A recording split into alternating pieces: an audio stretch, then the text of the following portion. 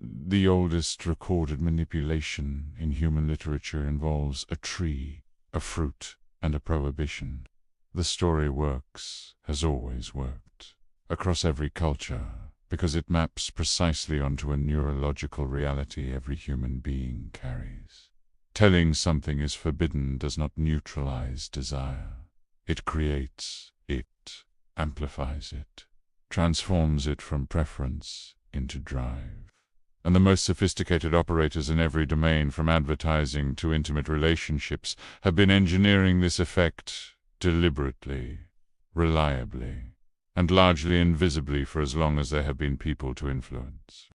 Jack Brehm's 1966 articulation of psychological reactance gave language to something operationally understood for centuries. His studies demonstrated that when people perceive a restriction on a behavioral freedom, an option being closed, access being denied, they experience a motivational state specifically aimed at restoring that freedom. The restricted option becomes more attractive. The motivation to pursue it increases. Critically, this effect is not diminished by the reasonableness of the restriction.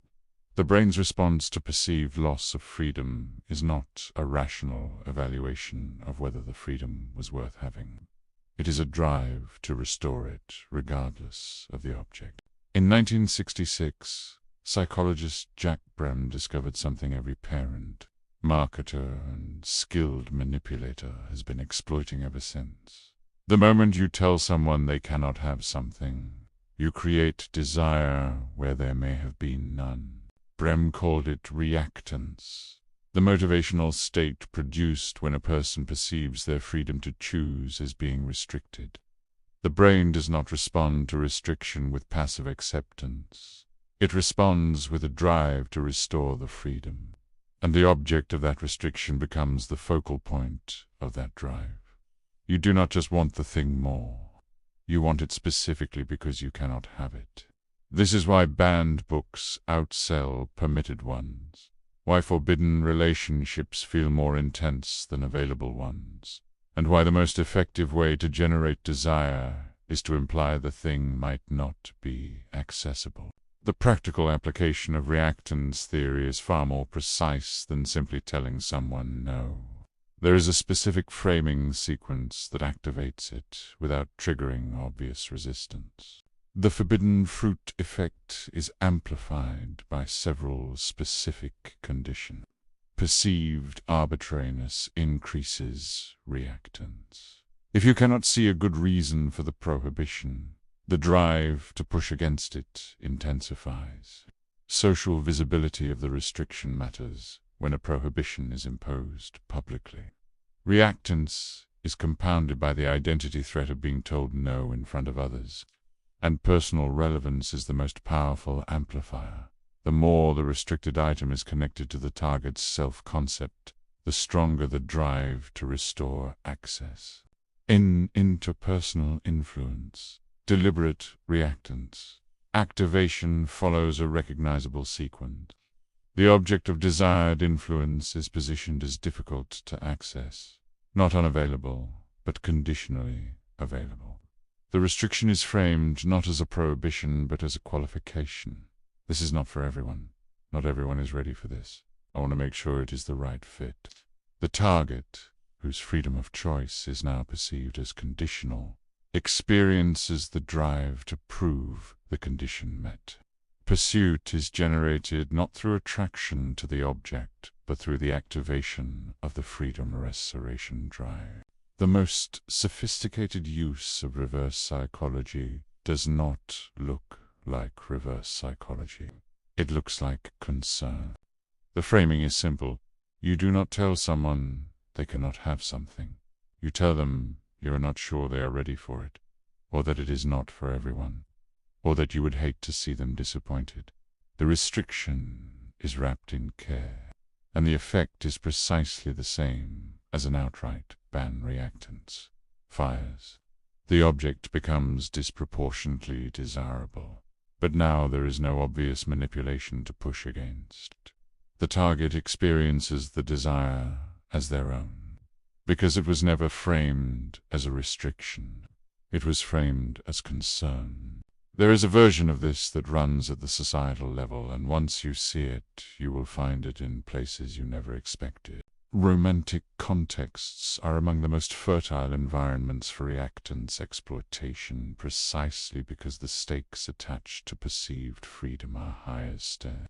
The person who becomes unavailable after a period of availability, who implies that continued access to their connection is contingent on something the other person must earn.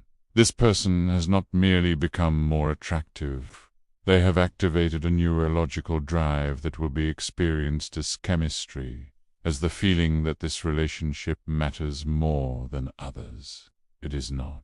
What is more intense is the reactance, and reactance, in a relational context, is indistinguishable from desire. Reactance operates at scale in ways largely invisible because prohibitions are atmospheric rather than explicit. Content that is age-gated or flagged as controversial consistently outperforms permitted content in engagement because the implied restriction signals value. Political ideas characterized as dangerous by establishment voices attract precisely the audiences who might not otherwise have encountered them, because prohibition is an advertisement. The mechanism is identical at the interpersonal and societal scale. Restriction creates desire. The question is never whether reactance will fire. It is who designed the restriction and what they expected it to produce. Reactance theory explains something almost everyone experiences and almost nobody questions: why the things you were told not to want became the things you wanted most. Every prohibition carries an implicit message. This is dangerous enough to control, and dangerousness is desirable, not logically, viscerally. The thing that requires restriction signals value that ordinary things do not have. The forbidden fruit is not just more wanted because it is unavailable. It is more wanted because the restriction itself is information that something significant is being protected, kept from you. The brain, operating on evolutionary heuristics, treats guarded things as high-value things. This is why exclusive access, waiting lists, and velvet ropes work. Not because the thing behind the rope is necessarily better, because the rope is telling your nervous system that it must be. What happens when you flip this entirely, using reactance, not to create desire in others but to detect when it is being used on you? That requires only one question. The detection question is one: did I want this before I was told I might not be able to have it? Not, am I being manipulated? That question is too loaded and tends to produce defensiveness. Simply, what was my level of interest before the access appeared conditional? If the answer is lower, if the desire increased specifically in response to the implied restriction reactance is operating, that recognition does not necessarily mean the pursuit is wrong. It means the intensity of the desire is partially manufactured by the restriction rather than generated by the value of the thing itself. The most unsettling implication of reactance theory is that freedom itself, the sense of autonomous choice, can be manufactured as a feeling while the actual conditions of choice are being carefully managed from the outside. The target who is told, "This is your decision, I just want to make sure it is right for you," has not been given freedom. They have been given the sensation of freedom attached to a restricted choice they are now neurologically primed to pursue. Real freedom is not the absence of restriction. It is the capacity to recognize when the apparent absence of restriction is itself the mechanism.